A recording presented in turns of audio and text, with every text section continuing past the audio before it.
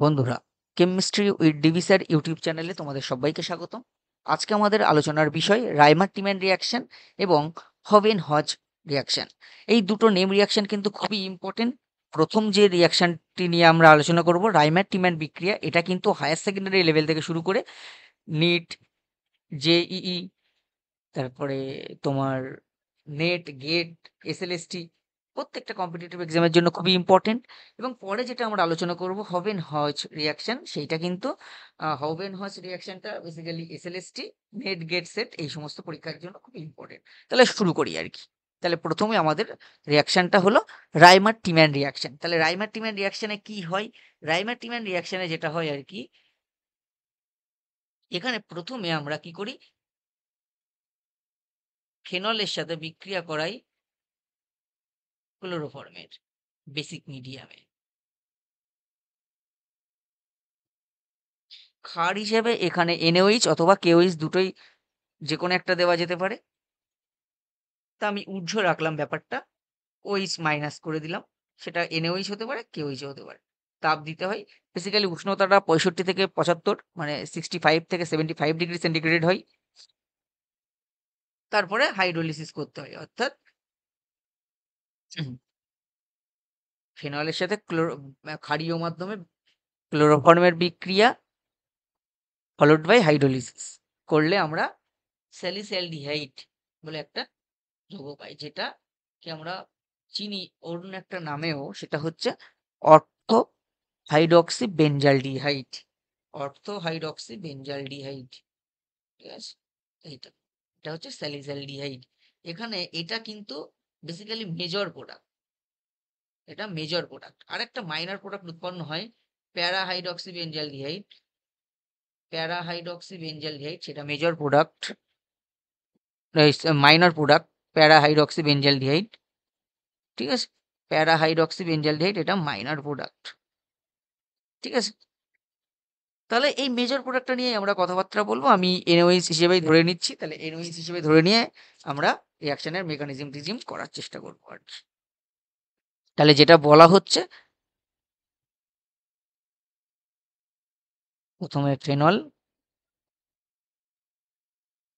ফেনলকে chloroform NaOH এর উপস্থিতিতে যদি উত্তপ্ত করা হয় 65 থেকে 75 ডিগ্রি সেন্টিগ্রেডের মধ্যে, তাহলে এইরকম একটা কম্পাউন্ড উৎপন্ন হয় আলটিমেটলি।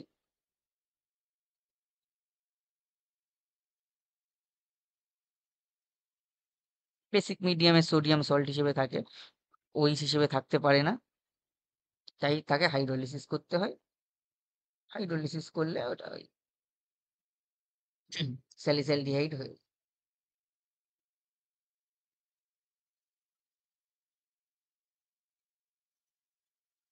CH স্যালিসালডিহাইড, ঠিক আছে? CH ও স্যালিসালডিহাইড,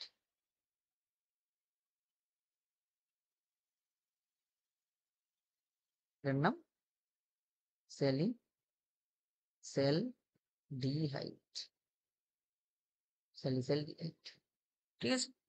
আচ্ছা, এবার মেকানিজমটা কি, অর্থাৎ প্লাউসিবল মেকানিজম, সেটা আমরা একটু দেখব। বিশ্বাসযোগ্য একটা পাথওয়ে, যে পাথওয়েতে রিয়াকশনটা হয়, ক্রিয়া কৌশলটা।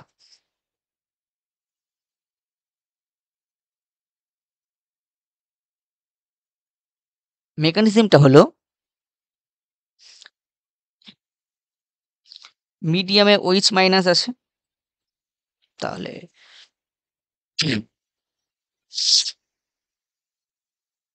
ক্লোরোফর্ম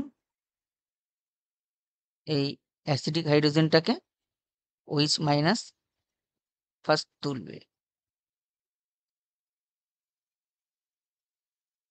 তাহলে এটা কি উৎপন্ন হয়ে যাবে? C minus Cl, Cl, Cl, একটা সিএল মাইনাস বেরিয়ে যাবে। তাহলে কি উৎপন্ন হবে? CCl2, কার্বনের একটা ভেকেন্ট অরবিটাল তৈরি হলো, পি অরবিটাল আছে। তাহলে এটা হচ্ছে ডাইক্লোরোকার্বিন। এটা এখন ইলেকট্রোফাইল হিসেবে কাজ করে, ইলেকট্রন ডেফিসিয়েন্ট, তাহলে ইলেকট্রোফাইল, এটা ইলেকট্রোফাইল, ইলেকট্রোফাইল হিসেবে কাজ করবে। তাহলে হায়ার সেকেন্ডারি এক্সামগুলোতে বেসিক্যালি বলা হয় যে যদি এমসিকিউ টাইপের যে কোশ্চেনগুলো পড়ে আর কি এখনকার সেমিস্টার সিস্টেমে, যে বলা হয় যে এই ইলেকট্রোফাইল অর্থাৎ রাইমার্টিম্যান রিয়াকশানে ইলেকট্রোফাইল কোনটি, বিভিন্ন রকম অপশন থাকবে, সেখানে তোমরা যেখানে ডাইক্লোরোকার্বিনটা পাবে অর্থাৎ এই যে স্ট্রাকচারটা, সেটা কিন্তু অ্যাকচুয়ালি এই যে এটা কিন্তু এফেক্টিভ ইলেকট্রোফাইল, ডাইক্লোরোকার্বিন এটা ইলেকট্রোফাইল। ক্লিয়ার? বোঝা গেল? তাহলে রাইমার্টিম্যান রিয়াকশনে এফেক্টিভ ইলেকট্রোফাইল কোনটি? এটা ডাইক্লোরোকার্বিন।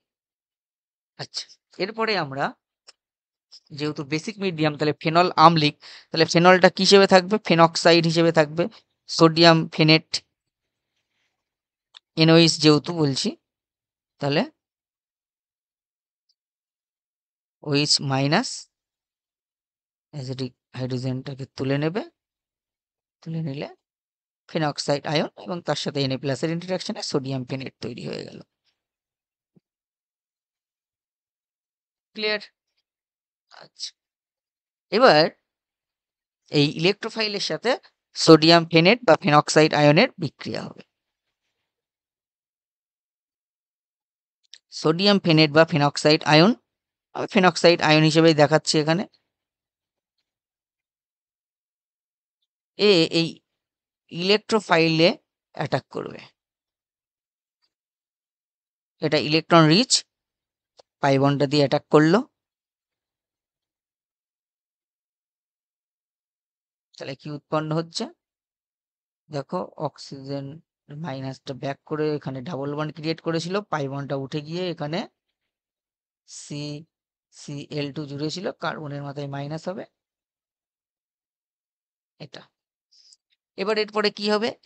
এই যে C মাইনাস, এটা এই হাইড্রোজেনটাকে অ্যাবস্ট্রাক্ট করবে, এই বন্ধনটা এখানে ব্যাক করবে, পাই বন্ডটা খুলে যাবে। কি উৎপন্ন হবে? আমি এখান থেকে দেখাচ্ছি, এরপরে এখানে দেখি। রিয়াকশন শেষ সময় লিনিয়ারলি দেখাবে, আমি এখানে নিচে নিচে দেখাচ্ছি। পরীক্ষার সময় তোমরা যারা করবে, যদি মেকানিজম পড়ে সেই জাতীয় ক্ষেত্রে কিন্তু লিনিয়ারলি লিখবে। যদি পেজের টার্মিনালে গিয়ে শেষ হয়ে যায়, তাহলে আবার পরের লাইনে থেকে শুরু করবে আর কি। আচ্ছা, ও মাইনাস CHCl2 এটা, কারণ এখানে মিডিয়ামে NaOH আছে, তাহলে OH মাইনাস কি হবে? ওই যে Cl দুটো প্রতিস্থাপিত হবে OH দিয়ে, সাবস্টিটিউশন হবে, সাবস্টিটিউশন হলে গেলে এটা O মাইনাস।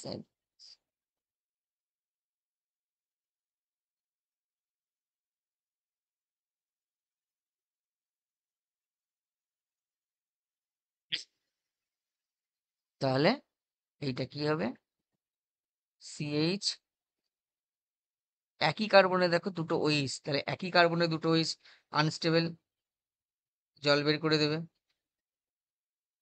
আনস্টেবল, তাহলে জল বের করে দেবে, দিয়ে কি উৎপন্ন হবে? জল বের করে দিলে ওইটা CHO গ্রুপ হয়ে যাবে, অ্যালডিহাইড গ্রুপ হয়ে।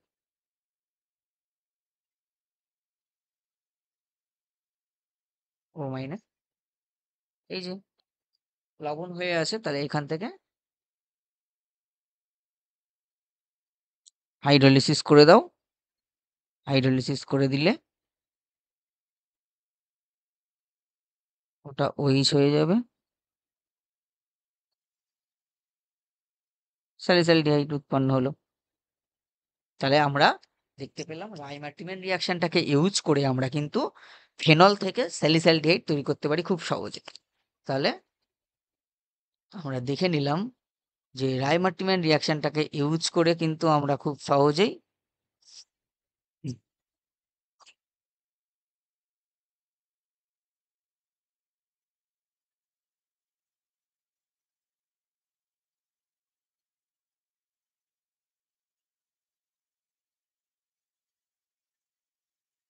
সহজেই আমরা স্যালিসাইলডিহাইড তৈরি করতে পারলাম।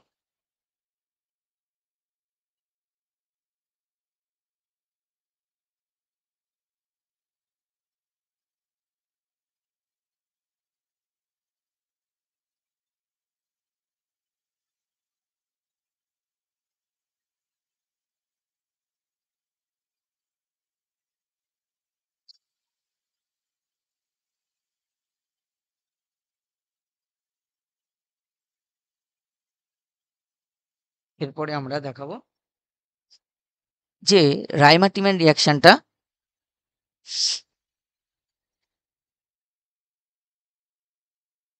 ইউজ করে, যেমন আমরা এখানে কি করলাম, রাইমার্টিমেন রিয়াকশনটাকে ইউজ করে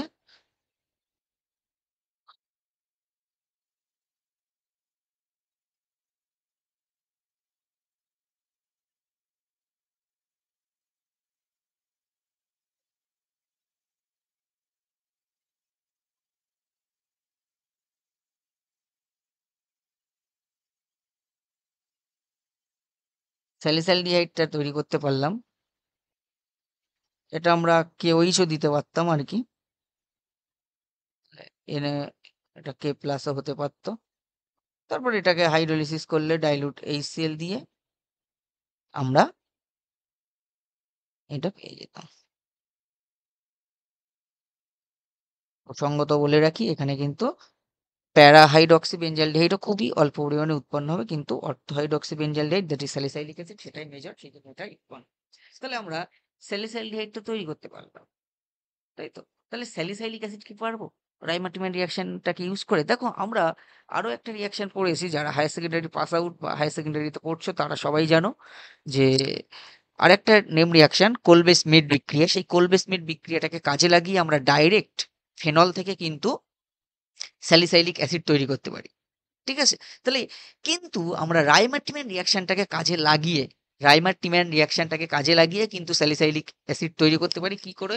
জাস্ট রিয়াকশনটাকে একটু অল্টার করতে হবে। এই যে আমরা ক্লোরোফর্মের পরিবর্তে যদি CCl4 ইউজ করি, কার্বন টেট্রাক্লোরাইড ইউজ করি, তাহলে কার্বন টেট্রাক্লোরাইড যদি ইউজ করা হয় তাহলে কিন্তু মাথায় রাখবে, কার্বন টেট্রাক্লোরাইড ইউজ করলে ক্লোরোফর্মের পরিবর্তে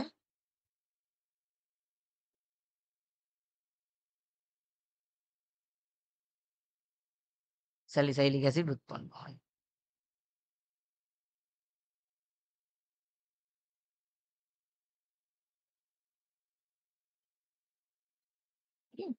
স্যালিসাইলিক অ্যাসিড, এটা স্যালিসাইলিক অ্যাসিড, আগেরটা ছিল স্যালিসাইলডিহাইড।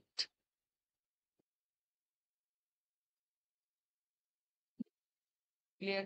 তাহলে রাইমার্টিম্যান রিয়াকশন থেকে যেমন স্যালিসাইলডিহাইড করা যাচ্ছে, তেমন স্যালিসাইলিক অ্যাসিডও করা যাচ্ছে। আবার এই স্যালিসাইলিক অ্যাসিডটা কিন্তু কোলবে স্মিথ বিক্রিয়া দিয়েও করা যায়, ঠিক আছে? তার জন্য কিন্তু এনওইচ, মানে কোলবে স্মিথ রিয়াকশনে কার্বন ডাই অক্সাইড আর এনওইচটা ব্যবহার করতে হবে। ওখানে কেওইচ ব্যবহার করলে কিন্তু স্যালিসাইলিক অ্যাসিডটা ওই যে ফর্মে দেখতে পাচ্ছ এটা হবে না, মানে অর্থো হাইড্রক্সি বেঞ্জোইক অ্যাসিডটা হবে না, তখন প্যারা হাইড্রক্সি বেঞ্জোইক অ্যাসিড হয়ে যাবে, ঠিক আছে? কেওইচ ব্যবহার করলে এইটা এসে কোলবে স্মিথ বিক্রিয়া যখন করানো হবে তখন বলা হবে। তা যাই হোক, এরপরে আমরা আরো একটা উদাহরণ দেব এখানে, যেটাও কম্পিটিটিভ এক্সামে পড়ে, যে প্যারাক্রিসল। প্যারাক্রিসল, এই যে প্যারাক্রিসল, এই প্যারাক্রিসলের যদি রাইমার্টিম্যান রিয়াকশন করা হয়, CaCl3 NaOH, তাপ, তারপরে হাইড্রোলিসিস। তাহলে সবাই জানো যে মেজর যে প্রোডাক্ট, কি প্রোডাক্ট হবে? তাহলে সবাই প্রথমে একদম চোখ বুজে, চোখ বন্ধ করে লিখে দেবে যে এই প্রোডাক্টটাই উৎপন্ন হবে। একদম সত্যি কথা, যে CHO গ্রুপ OH এর রেসপেক্টে অর্থ পজিশনে ঢুকলো, এটা একদম সত্যি কথা, এটা একটা প্রোডাক্ট। কিন্তু এখানে ওই যে আবার অনেকে জানো যে প্যারা প্রোডাক্টটা উৎপন্ন হয়, ওটা তো মাইনর পরিমাণে উৎপন্ন হয়, এখানে তো আরো না হওয়ার চান্সটাই বেশি, কারণ মিথাইল গ্রুপটা ওই পজিশনটা, প্যারা পজিশনটা ব্লক করে আছে। কিন্তু এখানে ব্লক করে থাকলেও এই যে ওখানে কিন্তু আরেকটা প্রোডাক্ট উৎপন্ন হবে, সেইটা হলো এই জিনিসটা, এই প্রোডাক্ট, সরি,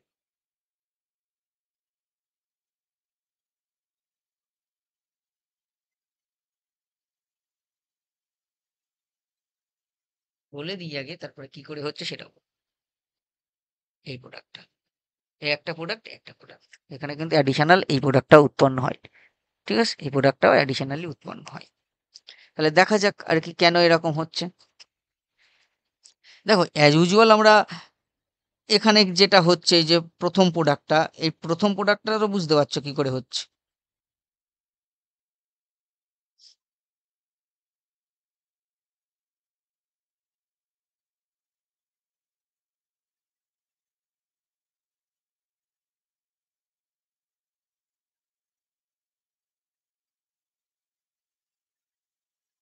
এই যে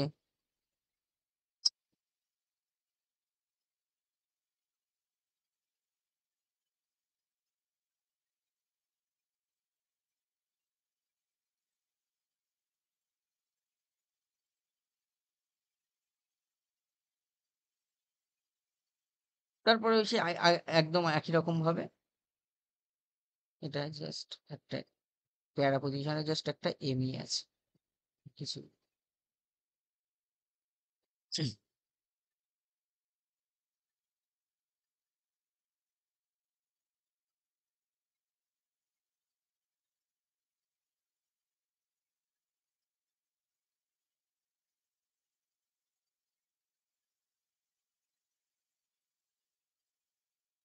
মাইনাস সিএইচ সিএল টু, তারপরে জাস্ট এনওইচ, দুই অণু লাগবে আর কি, দুই অণু এনওইচ, কারণ দুটো সিএল কে সাবস্টিটিউট করতে হবে।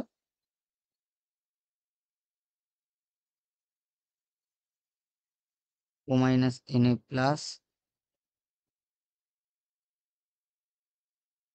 CH O H whole two, তারপরে জেম ডায়ল আনস্টেবল জল টল বের করে দেবে।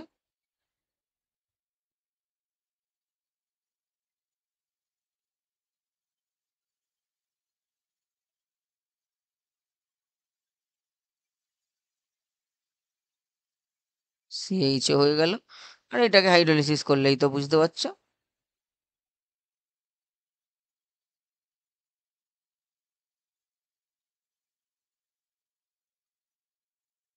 এটা সিএইচ, এটা ওইচ।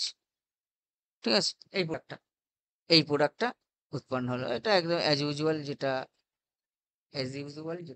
আগে যেরকম করলাম সেরকম হলো। দ্বিতীয় প্রোডাক্টটা দেখো, একই রকম ভাবে একটা প্যারা পজিশন দিয়ে হবে, কিন্তু আলটিমেটলি সম্পূর্ণ হতে পারবে না আর কি। কিরকম ব্যাপারটা একটু দেখা যাক। কনজুগেশন করে এসে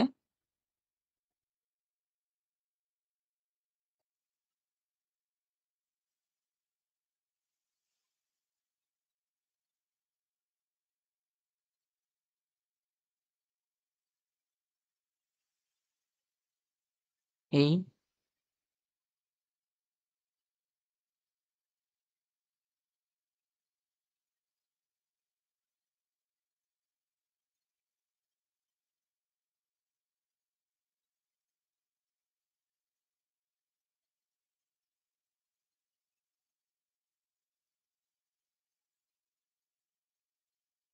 এখানে সি মাইনাস সিএল টু।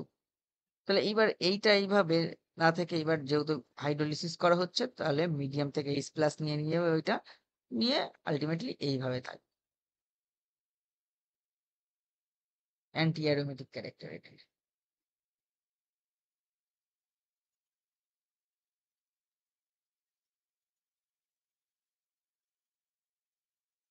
তাহলে এই একটা প্রোডাক্ট, ঠিক আছে। তাহলে এই দুটো প্রোডাক্ট কিন্তু হয়, একটা প্রোডাক্ট অন, প্রোডাক্ট টু। এরকমটা ভাববে না যে মিথাইল গ্রুপ আছে বলে ওখানে আর কিছু ঢুকতে পারবে না, ঢুকবে কিন্তু আলটিমেটলি ওই হাইড্রোলিসিস টিসিস হয়ে ওই যেরকম হচ্ছিল ওখানে অ্যালডিহাইড সিএইচ গ্রুপ ঢুকছিল আর কি, সেইটা। আচ্ছা, এরপরে আমরা তাহলে এইটা গেল রাইমার্টিম্যান রিয়াকশন। এবার আমরা যেটা নিয়ে আলোচনা করব সেটা হচ্ছে হোভেনহজ হোভেনহজ হোভেনহজ রিয়াকশনটা। ঠিক আছে, এটা কিন্তু basically NET, GATE, SLST chemistry, SET এই সমস্ত এক্সামের জন্য একটু ইম্পর্টেন্ট। এটা হায়ার সেকেন্ডারি লেভেলের নয়। যারা ইন্টারেস্টেড বা অর্গানিক কেমিস্ট্রিকে ভালোবাসো তারা দেখতে পারো, জটিল কিছুই না। হোভেনহজ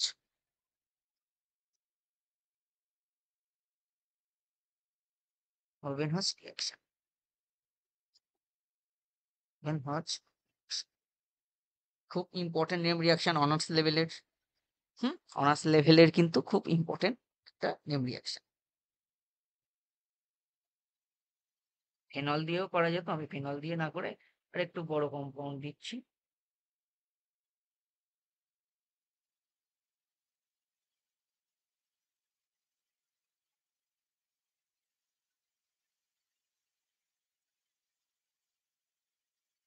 বলছি, ঠিক আছে, এই তো, তিনটে হচ্ছে সেভ ইঞ্জিনিয়ারিং। একে ট্রিট করা হলো এমইসিএল, জিঙ্ক ক্লোরাইড,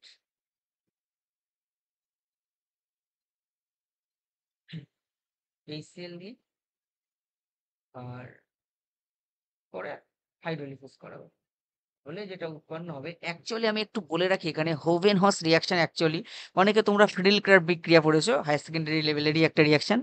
ফ্রিডেল-ক্রাফট অ্যাসাইলেশন যে রিয়াকশন, তাহলে এটা অনেকটাই ফ্রিডেল-ক্রাফট অ্যাসাইলেশনের মতো। অ্যাসাইল গ্রুপ ঢুকবে, ঠিক আছে, কিটোন তৈরি হবে আর কি। তা অ্যাসাইল গ্রুপ ঢুকবে, ওই ফ্রিডেল-ক্রাফট অ্যাসাইলেশন রিয়াকশনের মতো হয় আর কি। তাহলে অ্যাসাইল গ্রুপ ঢুকবে আর কি এখানে। মেকানিজমটা একটু পরেই বলছি, সেটা দেখলেই বুঝতে পারবে করে অ্যাসাইল গ্রুপটা করে অ্যাসাইল গ্রুপটা ঢুকছে।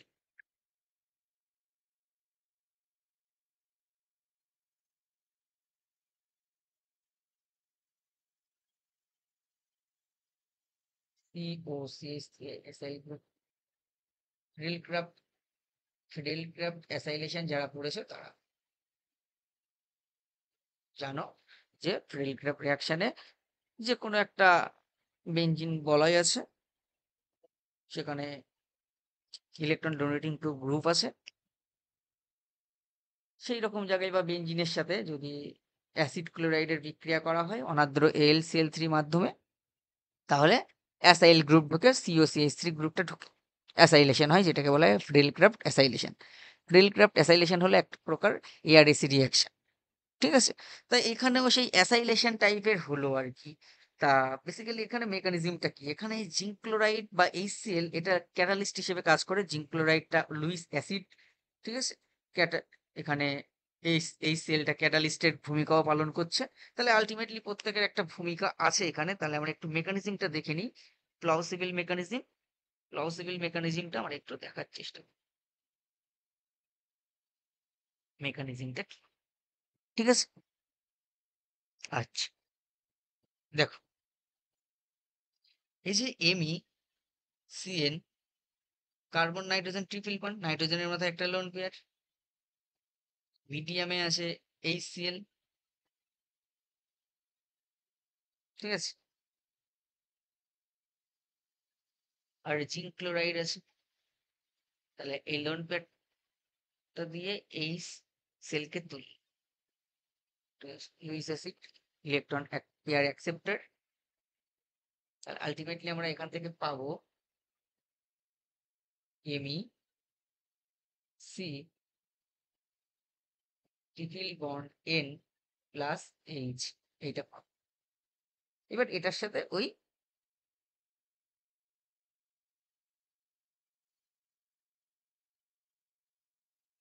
সাবস্ট্রেটের বিক্রিয়া হবে।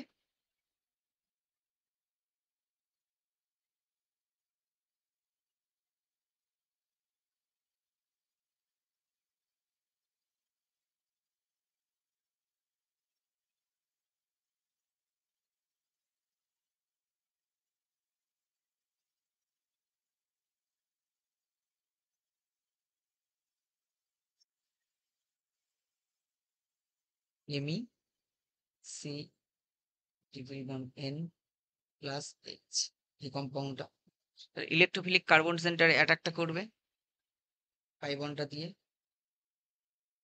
তাই করলো,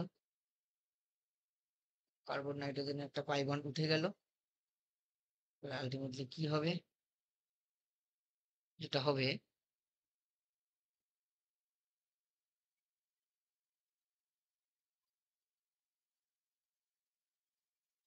ডাবল বন্ড ও প্লাস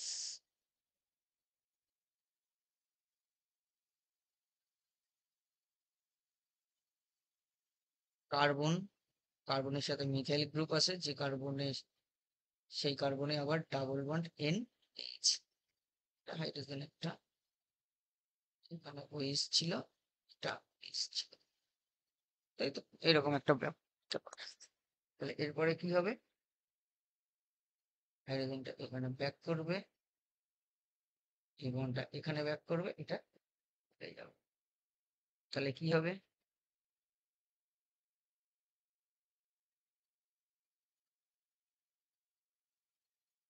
তাহলে OH O H O H, এখানে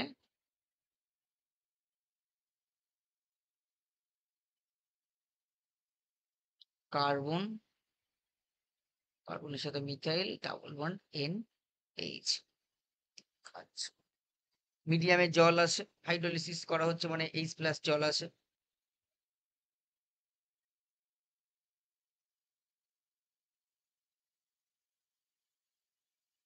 অক্সিজেন মাথায় দুটো পরে একটা লুপিয়ার দিয়ে ইলেকট্রোফিলিক কার্বন সেন্টারে অ্যাটাক করবে, কার্বন নাইট্রোজেন পাই বন্ড খুলে যাবে।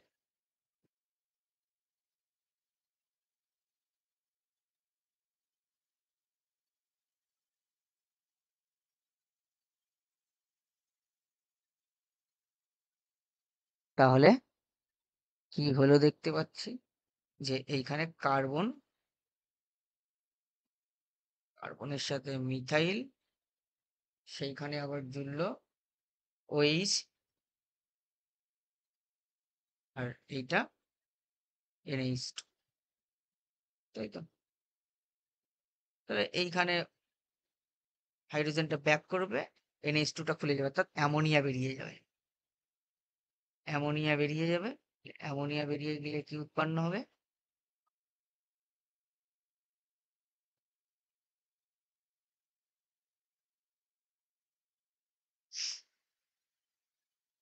কার্বন ডাবল বন্ড ও এটা CH3 মানে এমি, যা ছিল এটা ওভেন হজ, দেখো প্রোডাক্ট হয়ে গেছে। এইভাবেই কিন্তু হয়, ঠিক আছে। তাহলে এই প্রোডাক্টটাই উৎপন্ন করে, মানে ঠিক আছে। এবার হোভেন হজের আমি যদি ফেনল দিয়ে করতাম তাহলে কি হতো, ফেনল দিয়ে করলে, যদি ফেনল দিয়ে করতাম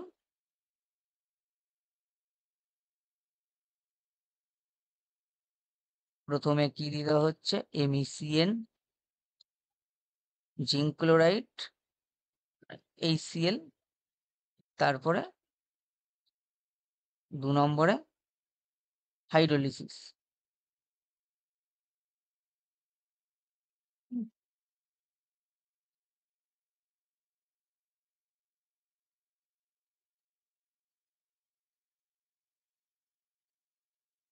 করলে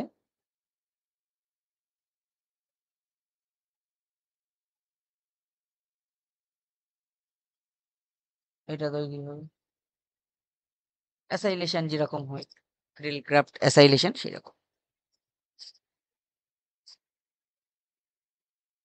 যদি এই রকম জিনিসটা থাকতো,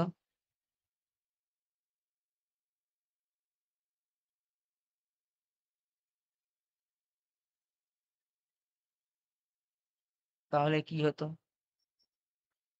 তাহলে সেম একই রকম ভাবে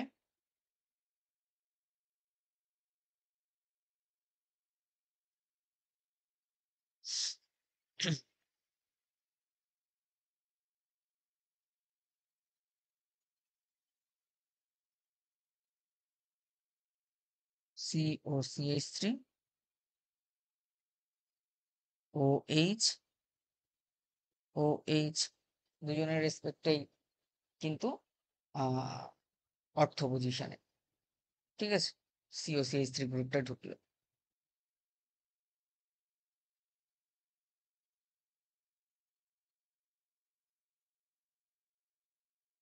আর কি, আর তেমন আর উদাহরণ দেব না।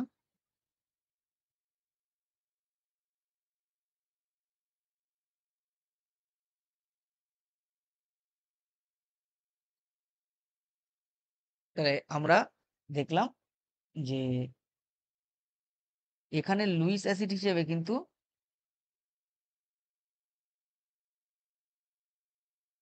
জিঙ্ক ক্লোরাইডের পরিবর্তে AlCl3টাও ব্যবহার করা যেতে পারে লুইস অ্যাসিড হিসেবে। আর এই সেলটা ক্যাটালিস্টের ভূমিকা পালন করে এখানে রিয়াকশনে। ক্লিয়ার?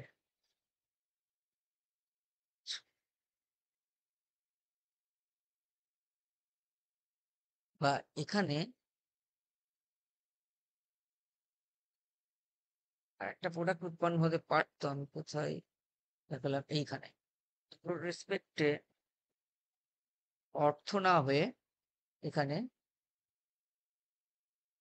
এটা মাইনার অ্যামাউন্ট হয়ে আর একটা প্রোডাক্ট উৎপন্ন করতে পারতো, সেটা মেজর।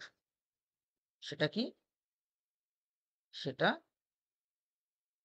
হলো, সরি, একজনের রেসপেক্টে অর্থ, একজনের রেসপেক্টে প্যারা।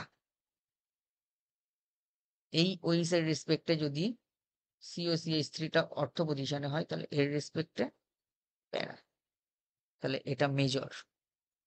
ঠিক আছে, এটা মেজর, এটাও এটা এখানে এটাই হবে আর কি। ঠিক আছে, এটা কম পরিমাণে, এটা বেশি পরিমাণে হবে। ঠিক আছে, আর কি উদাহরণ বলবো?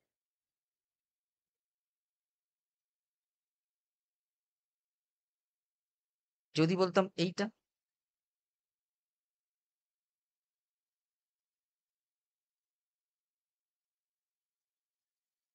আগের মতোই একটা স্ট্রাকচার রাখবো, প্রথম যেটা দিয়ে উদাহরণ দিয়েছিলাম, কিন্তু একটা ওইসকে CH3 দিয়ে সাবস্টিটিউট করে দেয়। তাহলে এখানে কি হবে?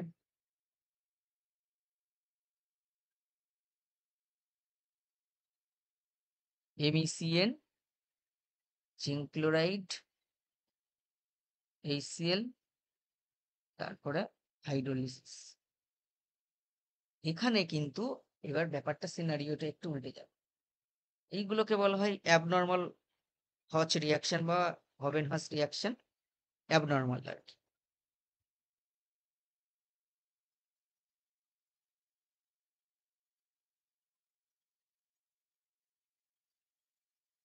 এইবার কিন্তু COCH3 ওই দুজনের রেসপেক্ট অর্থ পজিশনে আর CH3 রেসপেক্টে প্যারা পজিশনে। ঠিক আছে, আচ্ছা। আর আগে যেটা দিয়ে দেখিয়েছিলাম, দেখো, ফেনল দিলে ফেনলের রেসপেক্টে অর্থ পজিশনে, প্যারা পজিশনে, পরে অর্থ পজিশনটাই দেখিয়েছি আমি। আচ্ছা, আর যখন দুটো ওইচ আছে তখন একজনের রেসপেক্টে অর্থ আর একজনের রেসপেক্টে প্যারা, এটাই বেশি পরিমাণে উৎপন্ন হবে। দুজনের রেসপেক্টে অর্থ কিন্তু সেইভাবে উৎপন্ন হতে পারবে না, কম হবে না বলা যাচ্ছে না, হবে না বলা যায় না কখনো, কিন্তু কম পরিমাণে হবে। ঠিক আছে, তাহলে এখানে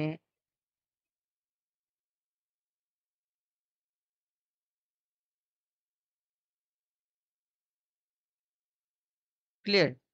তাহলে এই হচ্ছে মোটামুটি আমাদের হবেনহচ রিয়াকশন, যেগুলো কিন্তু বিভিন্নভাবে আসতে পারে কম্পিটিটিভ এক্সাম গুলো, নেট, গেট, সেট, SLST-র মতো।